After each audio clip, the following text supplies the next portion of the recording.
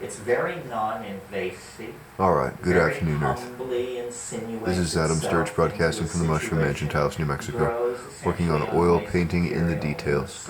All right, yesterday I lined in the central figure, who, if you look carefully at the details, is not reflected but an opposite. Excuse me. So one suit, the upper suit, will be blue, I believe, and the lower suit will be red, dark.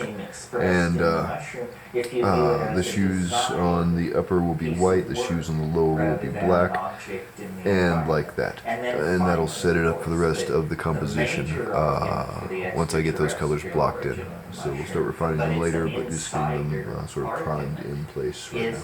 The content of the experience. Number one, it says it's an extraterrestrial organism, and it has the data to back up the claim. It can show you movies of desert worlds, jungle worlds, high pressure, high gravity, methane worlds,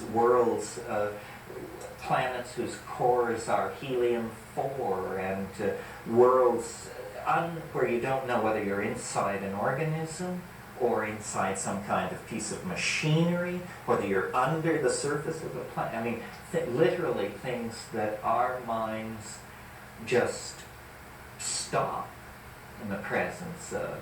So to me, that's really the interesting thing about the mushroom, is that it can be as friendly as it needs to be, and can even reassure you with a Disney-esque burlesque of dancing flowers and pirouetting pink elephants. But once you are comfortable with it and enter the dialogue and begin to get to know it, getting to know it is an appalling experience, because you can say to it, show me a little more of who you are for yourself. And then, a veil is lifted and your jaw just drops. And then you say, show me a little more of who you are. And that's enough of who you are for yourself.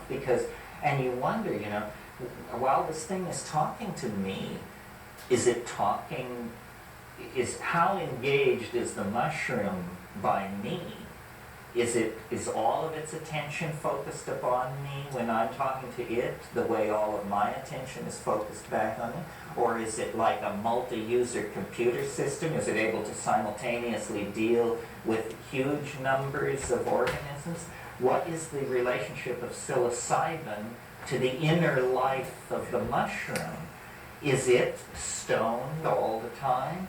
Why is it so important that these indole compounds get lodged in the nervous system of mammals? It's almost as though it's a symbiotic relationship, that the mushroom does not truly live its life unless it is taken, unless its unique molecular component can find its way into the synapses of a self-reflecting higher animal. Well, then what is it? What are we for it? And you can ask these questions.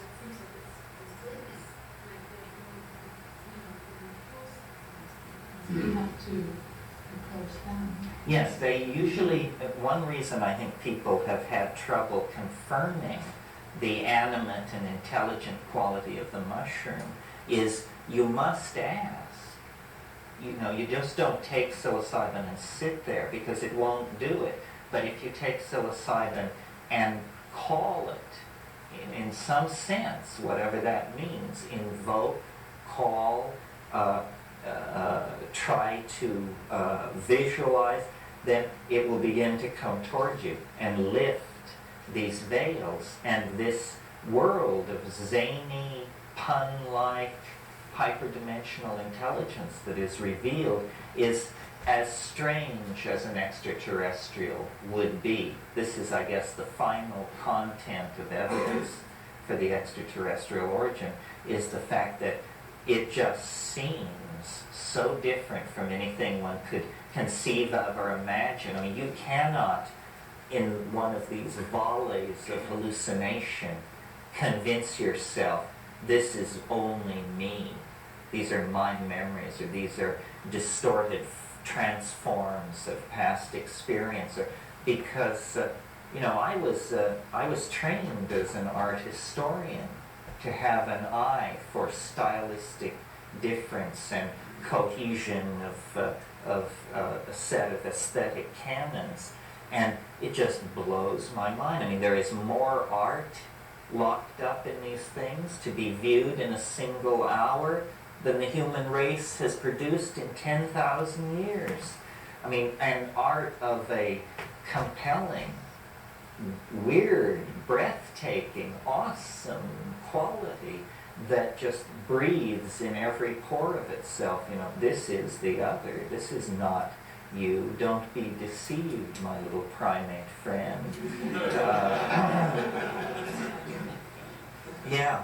It's like our popular culture is that inklings of that. Because if you look at the movies that came out, between 1952 and 1962, the sci-fi movies are about spores from outer space and planets coming down. And these are from very straight people who hadn't taken, psychedelics at all. They're like tuning into what was about to come 10 or 15 years later. Well, I think, and I'm, so far as I know, pretty alone in this opinion, that information actually, a very small percentage of information is able to tunnel backward through time. That there is a very small counterflow to the forward movement of causal efficacy. And one of the things that shamanism is about is going into that hyperdimensional place and picking up this thin signal from the future and tuning it in. This is why prophecy and seership and all of that has to do with states of ecstasy and intoxication. One way of viewing all religion and all spiritual metaphor making is as an anticipation of the future.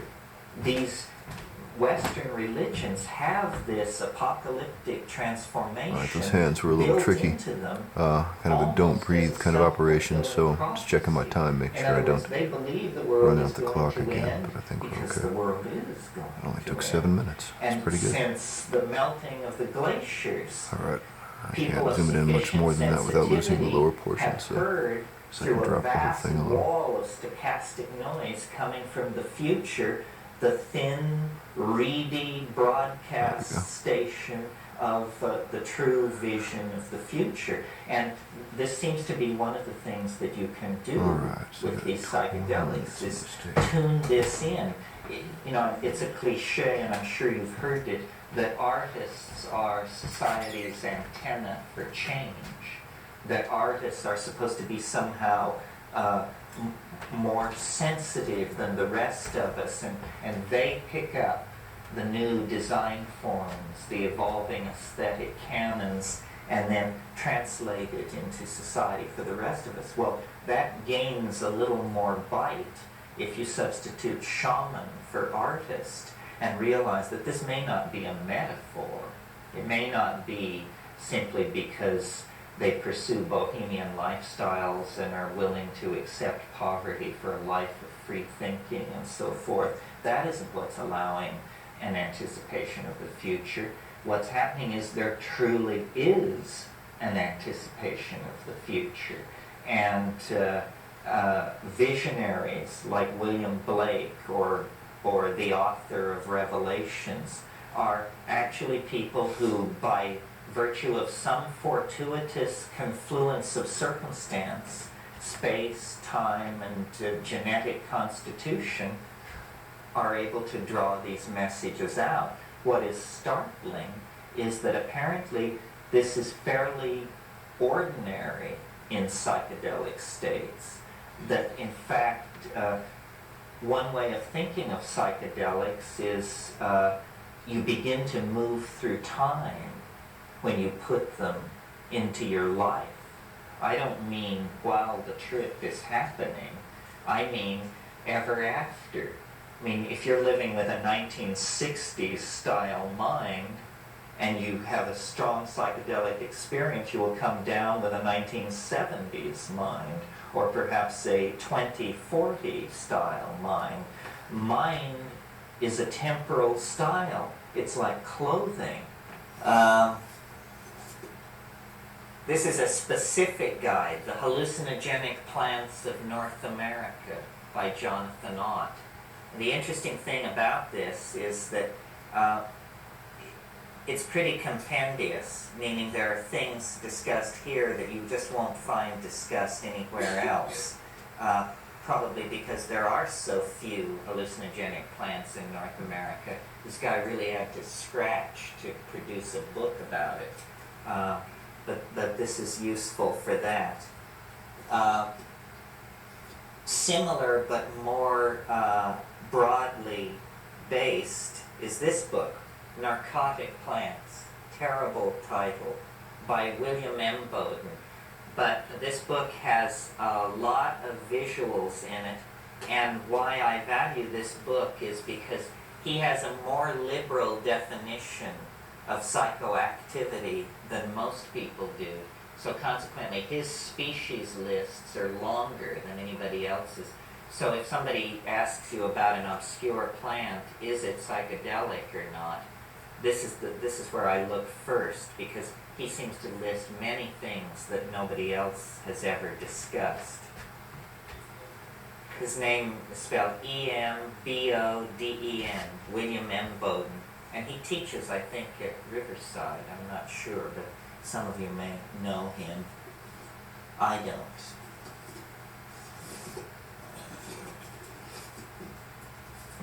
Then,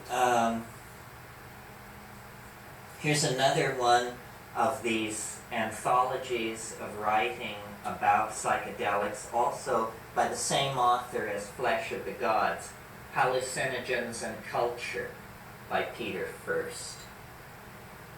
And again, this has articles on mushrooms, on the discovery of LSD, on ayahuasca, on cannabis and tobacco, the biochemistry of consciousness, shamanism as the religion, so forth and so on. Seems like every one of these authors then goes on to edit a book of their own favorite essays. Here's another one, Hallucinogens, Cross-Cultural Perspectives by Marlene Dawkin de Rios, who is a woman who's done a great deal of work on ayahuasca, published a book called The Visionary Vine, and I think another book called Ayahuasca Mestizo Curing in an Urban Setting. Basically a sociologist, also I think at, oh no, she's at Fullerton, Cal State Fullerton. Yes, her first name is Marlene, M-A-R-L-E-N-E. Her last name is Dawkin de Rios, D-O-B-K-I-N space D-E space R-I-O-S. This book is published by the University of New Mexico Press. Then this is sort of the granddaddy of all of these anthologies. A very interesting book, hard to get, but fascinating. It's called The Ethnopharmacologic Search for Psychoactive Drugs, and it was the name of a conference that was given in San Francisco in 1967. And the plan at the time of the conference was to have it occur every year. But it never occurred again because, of course, everything was made illegal the next year and this faltered. But to show you how, to what degree the government was of two minds about psychedelics, it says on the frontispiece of this book, sponsored by the Pharmacology Section, Psychopharmacology Research Branch, National Institute of Mental Health, United States Public Health Service, U.S. Department of Health, Education, and Welfare. So it was, and it was published at government expense. This is, in fact, a technical publication of the National Institute of Mental Health. And wonderful bibliography, extremely interesting. discussion of DMT containing snuffs, article on the psychopharmacology of nutmeg that you just won't find anywhere else, articles on kava, more unopened mail, and an article on the history of research into psychedelic plants that goes clear back to the medieval herbalists. The title is The Ethnopharmacologic Search for Psychoactive Drugs. The last time we were in the Amazon, we christened our expedition in honor of this book, The Ethnopharmacologic Search for Cold Beer. Because there ain't any, and it becomes an obsession. I mean, when you go, it's so strange what you miss. I mean, I don't even drink beer, so what do I care? After 10 days in the jungle, all anybody could talk about was the possibility of cold beer, and it was still 4 weeks away, so. Then, for somebody who really is serious, or technical, or plotting an expedition, or plotting a research project of some sort, this is really a pretty amazing book. I mean, it's dull as death, because it's essentially simply listings from the herbarium sheets at the Harvard Museum Botanical Library. It was put together by Siri von Reis-Achschul, who was one of Schulte's graduate students, and along with Ara de Mar de Rosienne and Marlene Dawkin de Rios, some of the few women who have made significant contributions to this field when it was firmly in the hands of dominator male types. Anyway, this book is called Drugs and Foods from Little Known Plants. And they're not whistling Dixie when they say little known plants. And a typical entry reads something like this. Let me see what genus we're in here. 2510, Maria Beringo, Panama, Gilbert White, collection number 71, 1938, called Sigella, claimed to be poisonous. All we know about this plant. Its folk name, its scientific name, claimed to be poisonous. Next entry, 2511, Maria Cessiflora, Honduras, collected by Junker Dawson. Alright, that was only 17 minutes, but I think it's probably going to take us longer than the remaining 11 to do the bottom suit and shoes detail. So I'm going to cut it here, and then start it back up, take two. Reported hallucinogen. But this touches foods. One of the things that's not part of our concern here, but one of the things that's so frustrating when you do ethnobotany is to realize that people can be starving in environments where there are many food plants, but they don't utilize the food plants because they've accepted the values of a capitalist economy, and because the foods cannot be trucked to market or have a short shelf life, they're called pig food, and nobody will eat it. I mean, time and time in the tropics, I would come upon a plant that I knew to be edible and proteinaceous. Say to your informant or your guide, what's the story on this? Say, food for pigs. People don't eat it. But, you know, they're buying canned, tinned tuna fish and spam from the priests at the mission.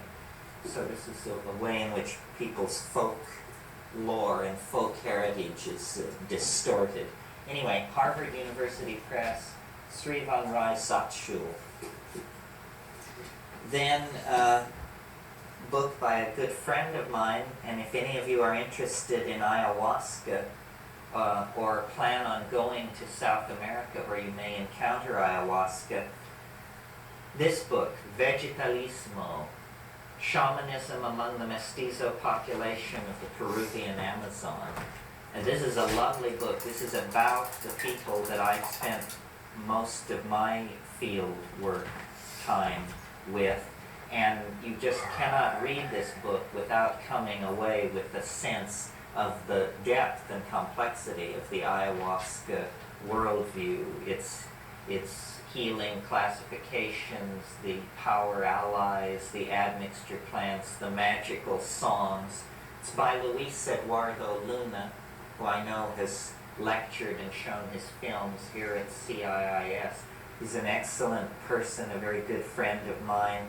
To my mind, probably the person doing the best anthropological work on ayahuasca in the world right now. The publisher, in case you want to try and track this down, is Almqvist, ALMQVIST, and Vilksell International, Stockholm. So it's a Swedish publisher.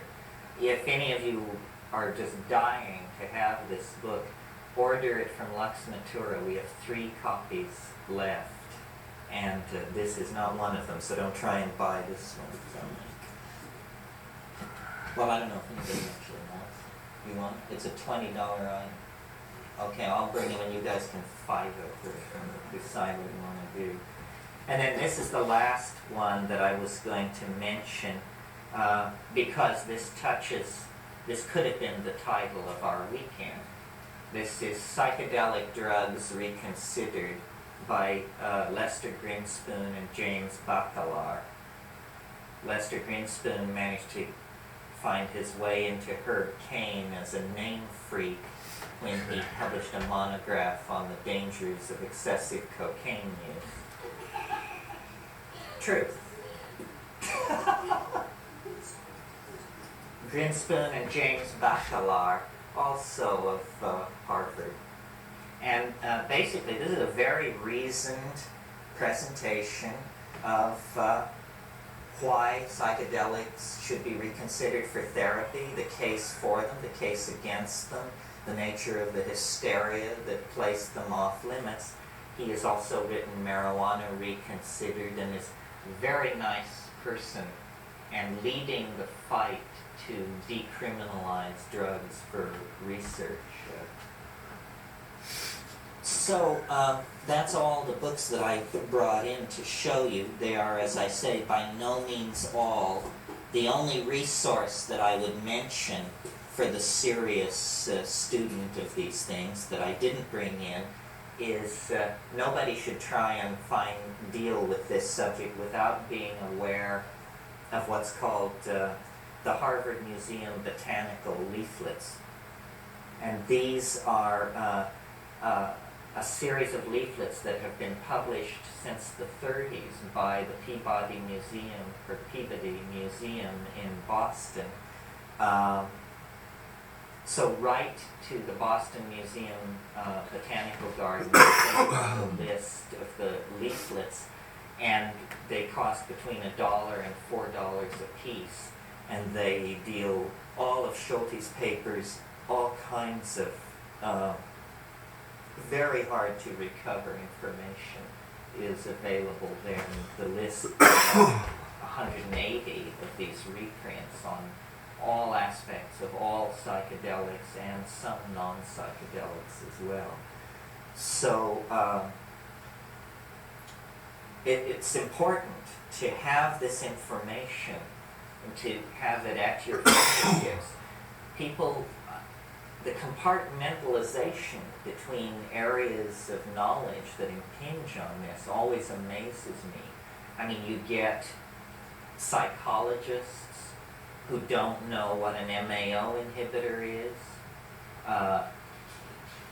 You get people combining things without knowing how drug synergies work.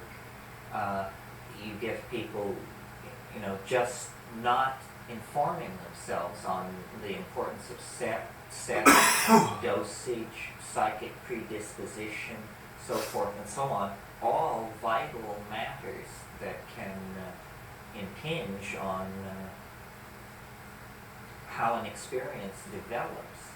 And if you will take the time to inform yourself, you will feel much more sure of what you're doing, and that in itself can alleviate confusion and negative reactions. Well, so then I thought what I would do is sort of go around the world and talk about these things a little to give you an idea of what is available, what's on the menu. And then we'll take a little break, a very short break, and then come back and talk about it.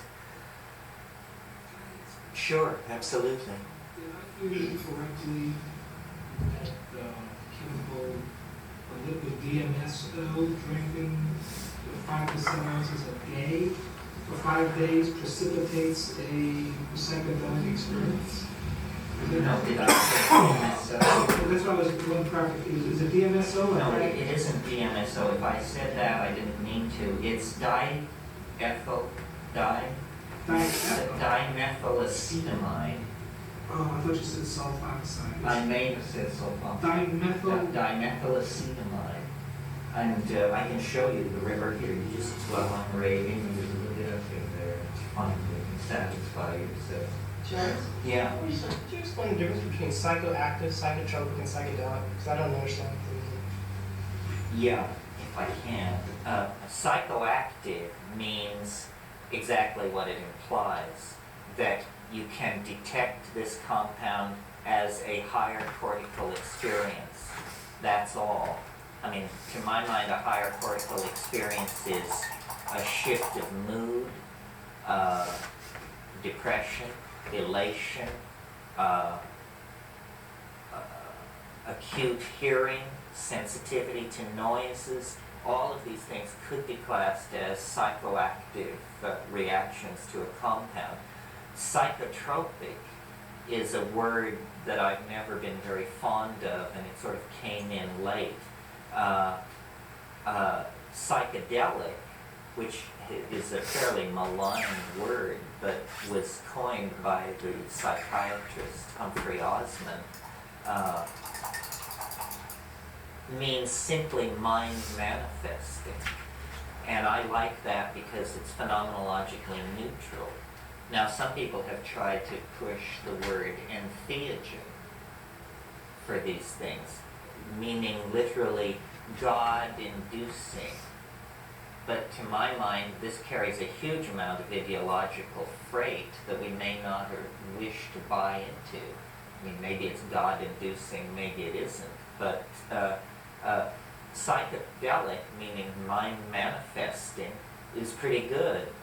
And then if all of these make you uncomfortable, you can just fall back on a completely phenomenological description and call them consciousness-expanding drugs. But there are drugs that I would not, for instance, I don't consider, well, I certainly don't consider alcohol as psychedelic, but clearly as psychoactive.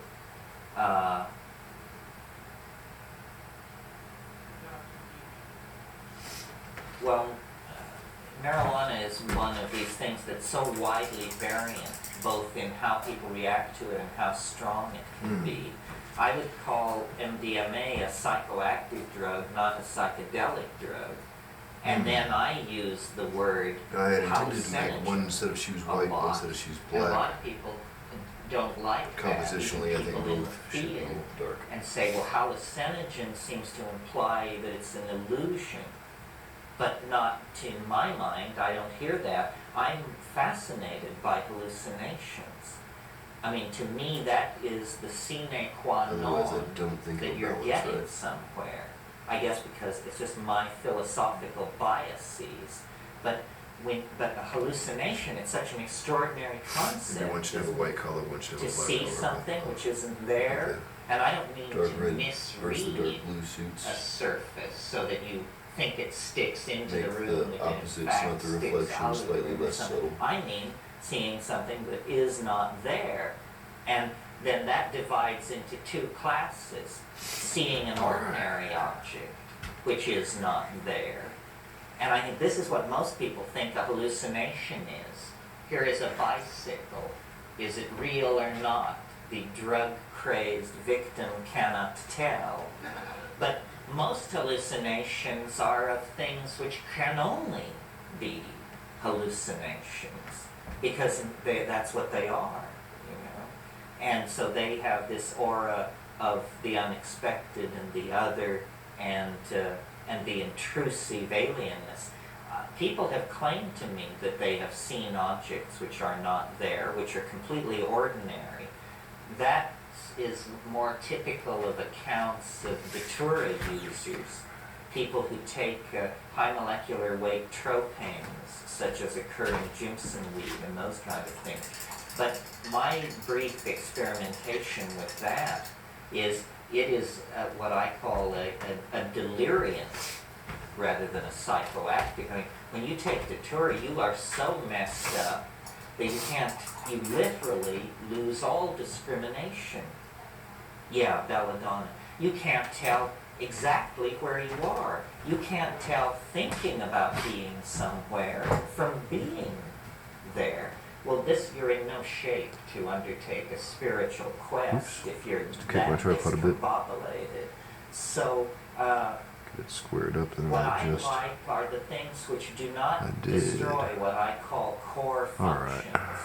In other words, So, anyway, there's still tripod an evidence gathering, adjustment observing aside, mind that gets left both figures intact, roughed in. and the Deep blue suit, disruption of deep red suit. perceptual. I don't know if you could hear me mumbling over there with my cold and over Terrence, but I was debating giving them one set of black shoes and one set of white shoes. But I think for the overall composition, that would just kind of make it out of whack. It's better that they're semi-symmetrical. And I think that makes the fact that they're opposites, not a reflection, a bit less subtle. Salvia divinorum. If you pay attention to the details. It's the title in the details. That square, zoom back out. I think that wraps this session up. Absolute chemical characterization of the psychoactive compound, which is called salvorine alpha. Alright, so thank you for watching. That's Adam Sturch broadcasting from the Mushroom Mansion, Taos, New Mexico, working on oil painting in the details. Who have taken it with Indians Have a good night, Earth. In Oaxaca describe a very intense experience.